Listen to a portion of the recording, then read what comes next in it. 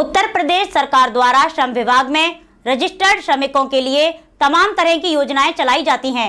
इस दौरान DG news से बातचीत करते हुए सहायक श्रम आयुक्त ML पाल ने बताया कि श्रम विभाग की योजनाओं का लाभ लेने के लिए श्रम विभाग के कार्यालय में संपर्क करें। इस दौरान किसी भी दलाल के झांसे में न आए। अगर कोई आपसे पैसे लेकर कार्य कराने की बात करता है तो उसकी शिकायत सीधे श्रम आयुक्त से करें। आज हमारे साथ हैं मथुरा के सहायक श्रम आयुक्त ML पाल सर। आइए करते हैं सर से बातचीत। सर, सबसे पहले तो आपका बहुत बहुत स्वागत डीजी न्यूज़ चैनल में। बहुत बहुत धन्यवाद। आपके सम्मानित चैनल को मैं बहुत बहुत शुभकामना देता हूं कि आप जनता की समस्याओं को बेहतर तरीके से जनपद में उठाते रहें।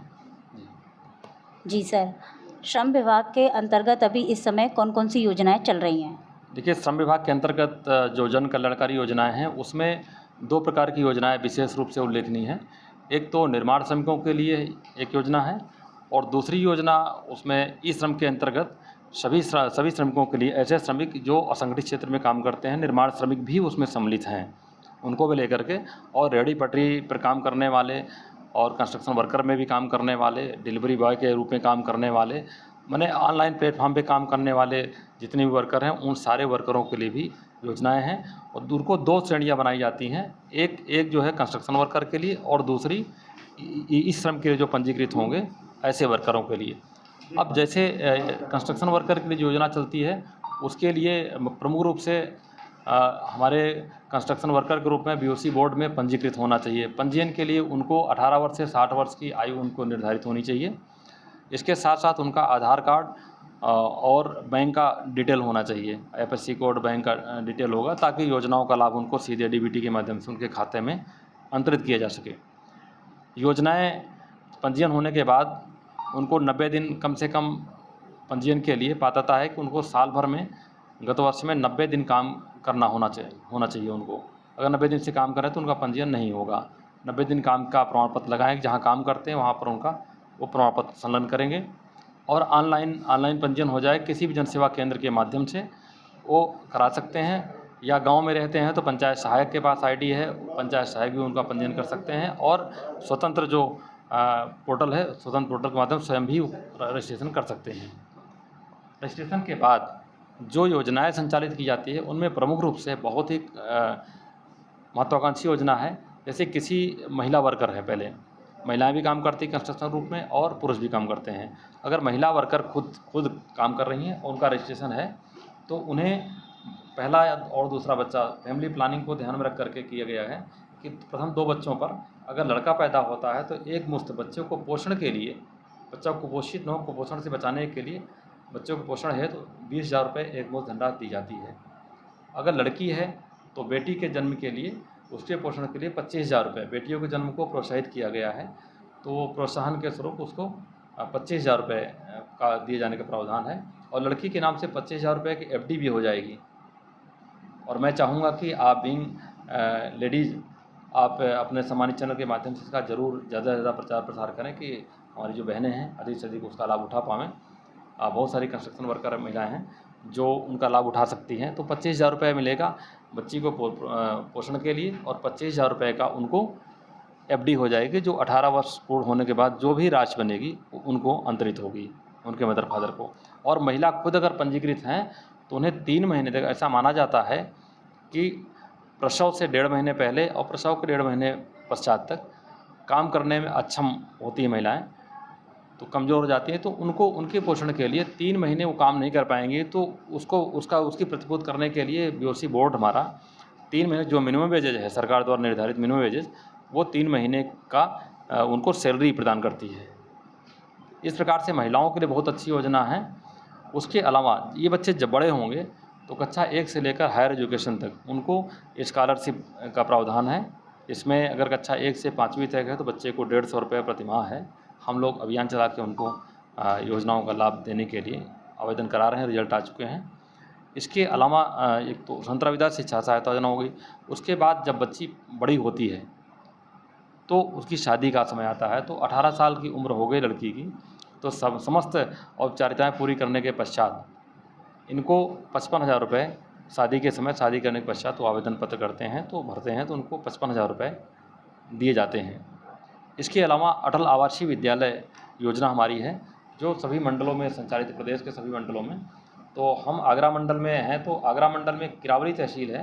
किरावरी तहसील के कोरई नामक स्थान पे अटल आवासीय विद्यालय स्थापित है, जो बहुत प्रदेश का सबसे अच्छे विद्यालयों में से गणना की जाती है। उसमें कंपटीशन के प्रतियोगी परीक्षाओं के माध्यम से मजदूर के बच्चों का एग्ज़ाम करा करके उनको एडमिशन होता है। पिछले साल दूसरा सत्र में एडमिशन हो चुके हैं, बच्चे यहाँ से भी गए हैं और चारों जनपदों के बच्चे वहाँ पर एडमिशन लेकर के, वहाँ पे पूरी तरह निःशुल्क है, रेजिडेंशियल स्कूल है। उनको रहने, खाने, जूते, चप्पल, सारा जितना ड्रेस इत्यादि है सब सरकार उसका वहन करती है। तो बहुत अच्छी योजना है अटल आवासीय विद्यालय योजना। और आपके सामान्य चैनल के माध्यम से मैं श्रमिकों से अनुरोध करूंगा कि अपने बच्चों को ज़्यादा से ज़्यादा अच्छी एजुकेशन दें, अच्छे से पढ़ाएं, ताकि और कंपटीशन में ज़रूर बैठाएं, ताकि बच्चे अच्छी एजुकेशन को प्राप्त कर सकें। जैसे आपने ये माताओं बहनों के लिए जो बताया कि डिलीवरी के समय ये जो राशि उन्हें दी जाती है, सहायता राशि, जैसे बेटियों के जन्म पे आपने बताया 25,000 रुपये, तो इसके लिए आवेदन कब और कैसे करना चाहिए? देखिए, प्रसव के पश्चात, जो प्रसव हो गया तो प्रसव के पश्चात जो लाभार्थी है, लाभार्थी को ऑनलाइन करना है, उनको किसी जन सेवा केंद्र पे जा कर के ऑनलाइन कर सकते हैं। उसमें जन्म प्रमाण पत्र चाहिए, बीओसी बोर्ड में जो पंजीयन प्रमाण पत्र है वो भी चाहिए उनका, उसका रिन्यूअल होना चाहिए विधिवत रूप से। रिन्यूअल नहीं है तो उनको लाभ नहीं मिल पाएगा, तो रिन्यूअल कराते रहें। हर साल उनको 20 रुपये दे करके रिन्यूअल होता है, किसी जनसेवा केंद्र के माध्यम से। वो सब काम जनसेवा केंद्र के माध्यम से होगा, तो रिन्यूअल करा लें। रिन्यूअल करा करके रिन्यूअल का प्रमाण पत्र और शादी का कार्ड, जो प्रधान, ग्राम पंचायत के प्रधान द्वारा प्रमाणित होना चाहिए। शादी की फ़ोटो वर और कन्या की, वो भी स्वतः स्वप्रमाणित होनी चाहिए। इसके अलावा कन्या की आयु 18 वर्ष से ऊपर हो, उसका प्रमाण पत्र, और वर की आयु 21 वर्ष हो, उसका प्रमाण पत्र। ये सारे प्रमाण पत्र संलग्न करके अपलोड कर देंगे, तो उसकी जांच कराते हैं। जांचों उपरांत अगर वो पात्र पाए जाते हैं, कंस्ट्रक्शन वर्कर हैं और सारे अभिलेख उनके सही हैं, समय से उन्होंने आवेदन किया है, 3 महीने के भीतर उनको आवेदन कर देना है, शादी के 3 महीने के भीतर। तो ऐसे लोगों को फिर हम अगर ऑनलाइन हमारे एलियोज जांच करके आख्या लगाते हैं, उसके बाद मेरी आईडी पे आता है, फिर मैं उसकी जांच करके देखता हूँ सही है तो उसको मैं स्वीकृत है तो डिप्टी कमिश्नर साहब के पास भेज देता हूँ। जब वो स्वीकृत कर देते हैं तो पुनः मेरे पोर्टल पे आता है, तो उनको भुगतान की कार्रवाई करते हैं। डीबीटी के माध्यम से उनके खाते में सीधे पैसा अंतरित हो जाता है। ये तो बहुत अच्छी बात है कि डायरेक्ट पैसा लाभार्थी के पास ही पहुंच रहा है। डिलीवरी बॉय आजकल बहुत ज़्यादा कॉमन है, तो उनके लिए क्या श्रम विभाग द्वारा जो भी ये योजनाएं चलाई जा रही हैं, क्या वो इस योजनाओं का लाभ उठा सकते हैं?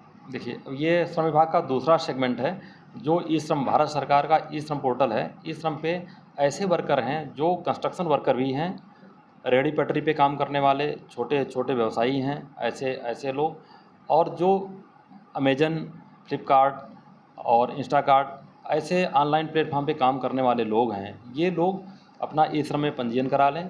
पंजीयन के पश्चात इनको गिग वर्कर के रूप में, प्लेटफॉर्म वर्कर के रूप में इनको जो है पंजीयन कराना पड़ता है।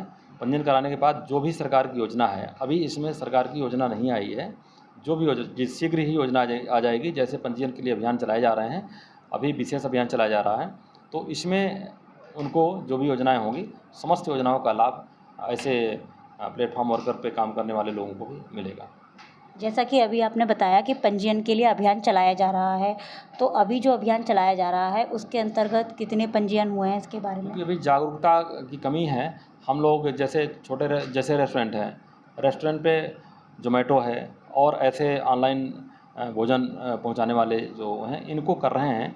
अभी 30-35 लोगों का पंजीयन हुआ है, और इसको हम बढ़ा करके जल्दी लोगों को अधिक से अधिक संख्या में हम उनका पंजीयन करेंगे। क्योंकि कुछ मजदूर वर्ग ऐसे भी हैं जिन्हें इन चीज़ों के बारे में बिल्कुल भी जानकारी नहीं है, तो वो इतनी सब चीज़ों का, योजनाओं का कैसे लाभ उठाएं, क्या करना चाहिए उनको? अब उसके लिए देखिए, हम समाचार पत्रों के माध्यम से और आपके इलेक्ट्रॉनिक चैनलों के माध्यम से और स्वयं भी प्रचार प्रसार के माध्यम से कैंप लगा कर कोई प्रचार प्रसार कर रहे हैं, बता रहे हैं, और आपसे अपील करता हूं कि अधिक से अधिक संख्या में लोग लाभ प्राप्त करें। धन्यवाद सर। हमारे साथ रहे सहायक श्रम आयुक्त ML पाल सर, जिन्होंने हमसे की बातचीत और मज़दूरों के लिए चल रही सभी योजनाओं के बारे में उन्होंने हमें विस्तार से बताया। अपने साथी तरुण नागर के साथ मैं मीनाक्षी नागर, डीजी न्यूज चैनल के लिए। मथुरा का सबसे विश्वसनीय अस्पताल एवं पहला IVF test tube baby centre Gopi Krishna hospital, जहां निसंतान दंपत्ति भर सकते हैं अपनी सूनी गोद। हर मंगलवार को फ्री OPD सहित एक्सरे एवं अल्ट्रासाउंड में डिस्काउंट की सुविधा, कैशलेस उपचार सुविधा उपलब्ध, स्त्री रोग, बाल रोग, हड्डी रोग आदि का अनुभवी चिकित्सकों द्वारा मरीजों का उपचार संभव। हर प्रकार की जनरल सर्जरी एवं दूरबीन विधि से लैप्रोस्कोपिक ऑपरेशन। गोपी कृष्ण हॉस्पिटल एक वन स्टॉप सॉल्यूशन है सभी प्रकार की इनफर्टिलिटी ट्रीटमेंट्स का। जैसे कि यदि आपके बच्चे नहीं हो रहे हैं, सिंपल इलाज कराना हो, IUI, IVF, ICSI, egg donation, laparoscopy, इस तरीके सभी तरीके के इनफर्टिलिटी के जो इलाज है हमारे हॉस्पिटल में होते हैं। गोपी कृष्ण हॉस्पिटल, जनरलगंज, GIC के सामने, मथुरा।